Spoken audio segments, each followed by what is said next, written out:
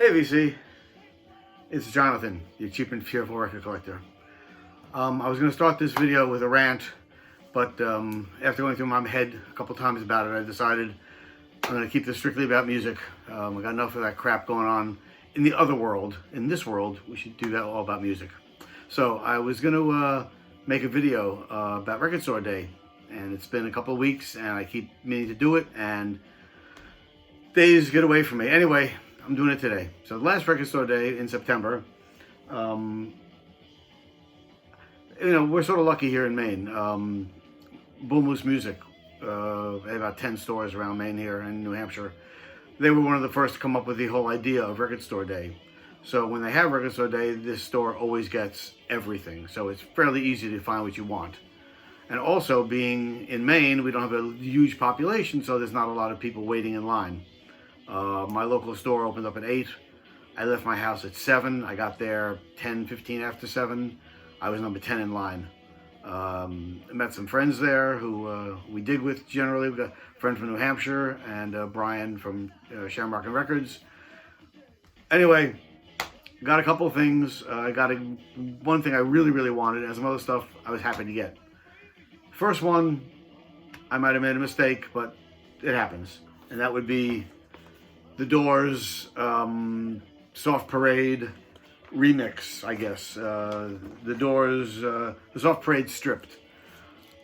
I was a little disappointed because I didn't really look at it thoroughly before I bought it. I thought it was the whole album stripped down, sort of like Let It Be Naked. But it wasn't. It's a couple of songs that they redid. They added some guitars by Ray Manzarek, and the other one is stripped down of all the horns and strings, etc. Cool presentation, clear vinyl, and the other side has a great little label with the Doors on it. But I gotta say, for what it is, I could have easily skipped it. It's okay to have, but certainly not necessary if you're not a Doors completist, which I'm not. The next record is the one record I went to find, and I was so happy to be able to grab it.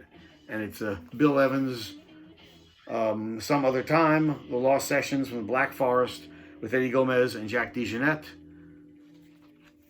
What can I say? Fantastic. Just unbelievable. I guess they were limited edition to 6,000. I got 5,220. Not that it matters. I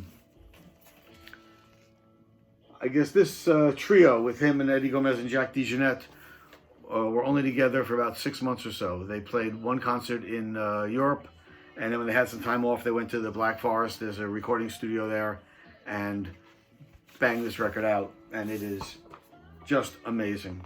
There's Bill Evans. Great booklet they gave with you, that came with it.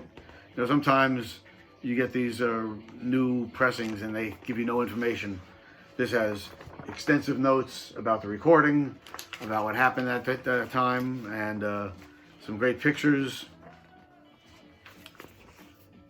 So yeah, it's really great jazz. Bill Evans is definitely a minimalist when it comes to jazz playing, but fantastic. The reason I went to Good Record Store Day for last month. Another one I picked up, again, I was sort of, maybe not. I'm really happy I got it. And it's the Yardbirds. And this one is Roger the Engineer. Double album. One album is the original album, and the other album is outtakes and alternate takes. Some in stereo, some in mono, some in stereo. Came on white vinyl.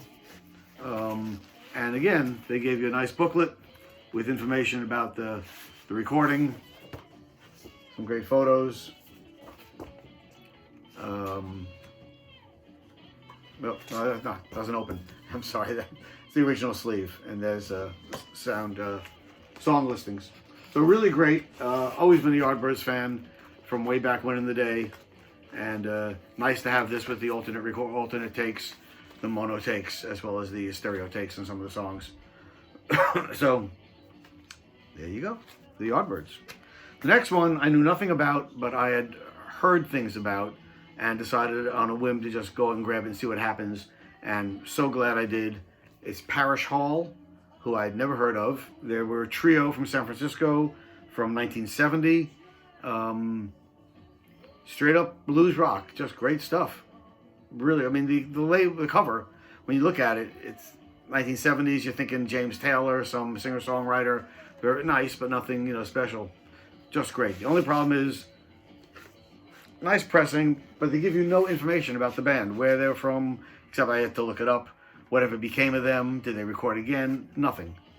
No information at all, which really ticks me off when you're doing a nice repress. Anyway, good to have it. So while I was there at Record Store Day, a friend of mine from New Hampshire, Ernest, said, I've got a bunch of records together and I'm going to bring some over for you. So I met him there and he said, I got a bunch of 10-inch jazz albums that I picked up at a local store for very cheap. He said, I just want you to have them. So he gifted them to me. I was so nice of him to do that. The first one I'll show is the great Ma Rainey, who was a blues and jazz singer, sort of along the lines of Bessie Smith, but a little bit before Bessie Smith. It's on Riverside Records. This is from 1951, and it's on beautiful red vinyl. How cool is that? These were songs recorded earlier than 1951. These songs recorded in the 20s, and all from the original 78s. Fantastic. Ma Rainey, the second Empress of the Blues after Billie Holiday. Also, he gave me Sidney Bechet, who is a jazz clarinet player. This is on Blue Note, really nice 10-inch Blue Note, and sort of Dixieland-ish kind of music, but so good, so good. Unfortunately, again, they don't really give you much information on who's playing with him, just with his Blue Note Jazzmen. And there's no real information on who's on it with him. But there you go. Sidney Bechet. Next one is a Dixieland band called Wingy Manones. Wingy Manones Dixieland Band. Also on Riverside. Also on red vinyl. Next one is also on Riverside. Another sort of Dixieland, but a little more honky-tonk, I would say. And it's Muggsy Spainer and his Bucktown Five. This was recorded in 1924 originally. Yet again on the red Riverside label. And the last one I got was a folk album, Josh White. Is on a 10-inch Decca. The original Decca label back in the day. This, I think, is 1951 also, or 52. Songs originally recorded, I think, in 49 and 48. Some of the stuff is great in here. Some of it a little corny, but some of the stuff is just great. Especially the blue, for me, the blue stuff. Josh and Bill's Blues. His brother was Bill White, and he plays with him on this album. 4 songs inside. Good stuff. So, Ernest, way to go, man. The rest of the stuff is stuff I picked up here and there. Can't remember exactly where I got everything, but this one I picked up in Goodwill a couple weeks ago. It's called The Fabulous Rhinestones. Total blind buy, knew nothing about them, but cover looked cool, and I like the back. There's a gatefold.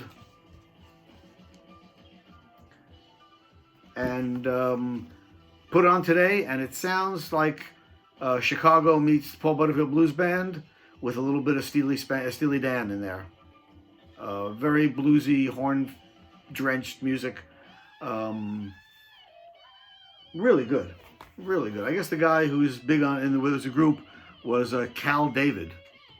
Somebody wrote when I put online today, Cal David was it. Harvey Brooks is in here. He was a session musician, a bass player, played all over the place.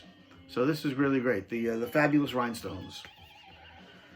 Oh, this is another one that Ernest gave me. He gave me a couple other ones, and this is part of that deal. Bolasete, Tour de Force. Again, knew nothing about him. He plays guitar with a bass and drums, and really good jazz guitar playing. Just wonderful. I really got into this. This is a nice record. 1964, Fantasy Records. Bola Sete. Very cool. This one I saw at Goodwill. I had to grab it. Again, knew nothing about it, but how could you leave it there? And it's called Swingin' the Rock. And it's real garage rock, rockabilly from the early 60s. None of these bands I'd ever heard of. I think they all were local bands that maybe had one recording, one record they put out, and then were gone forever. So it has people like Ronnie Bram, Larry Lindsay and the Lads, the Squares, Howard Bingham and the Rockets, Doug Weiss, Donnie Lee Moore. It is great, man. This album was so freaking amazing. I mean, it's so raw rockabilly. Just absolutely loved it. On White Label Records. There's your White Label Records. Oh, this is out of Holland, by the way, yeah. This is out of Holland, even though they're all American bands. So, a great find of some really early rockabilly, really unknown rockabilly, but some great stuff on here. And again, the Swingin' the Rock. All right, this one, I think people have shown. I'll save the one to last. All right, the next two, one I picked up at a thrift store nearby. I go there once every couple of weeks, and there was a new booth at the Antique Mall. And a lot of the stuff he had was a little overpriced. But even though this one was getting priced maybe $2 or $3 more than it should have been, I couldn't leave it there. And it's Mingus, Me, Myself, and I. This was really towards the end of his career. He doesn't play on this album. He was confined to a wheelchair at this point. But he wrote all the music, directed it all, and produced it all, arranged it, etc. So Charlie Mingus. And this does have amazing band with him here. Pepper Adams is on here. The Brecker Brothers are on here. Danny Richmond plays drums, of course. Who else did I see? Eddie Gomez on bass. Jim Nepper. Lee Konitz. Larry Coryell. Fantastic. But big music. I mean, this is big Charlie Mingus band. There he is. So this was recorded about a year before he passed away. Great album. Really happy I picked that up. Next one I found is I got it at Goodwill. Again, I couldn't leave it there. It says Truck Stop Rodeo. I figured that was just a regular country band. But then I looked up here in the corner, and it says 24 Deutschmark. 28 Deutschmark. So I'm looking at the back, and I see all the songs are recorded and sung in German. So it's a German country western band. The album was recorded in East Germany in 1960, I can't remember now, I'm sorry. I think in 1986, or maybe 82. On Nature Records. And it wasn't bad at all. I thought it'd be really corny. But no, they really capture it. They do some good honky tonk, some good country music here. It's just so weird to hear it being sung in German. So Truck Stop Rodeo. Again, this is less than $1. This one I couldn't let it sit there. And last but not least, this is an album I was waiting for a while. It was announced, and then the release was pushed back, and finally it came out like about a couple weeks ago. And it's my absolute all-time favorite jazz musician, Thelonious Monk. And this is his album at Palo Alto. Amazing story behind here. I'm sure you've heard. If not, I'll give you a quick rundown. A high school kid in Palo Alto, California, had produced a couple of concerts at his high school, got in touch with Monk's manager, and arranged for Thelonious Monk to come play at his high school on a Sunday afternoon.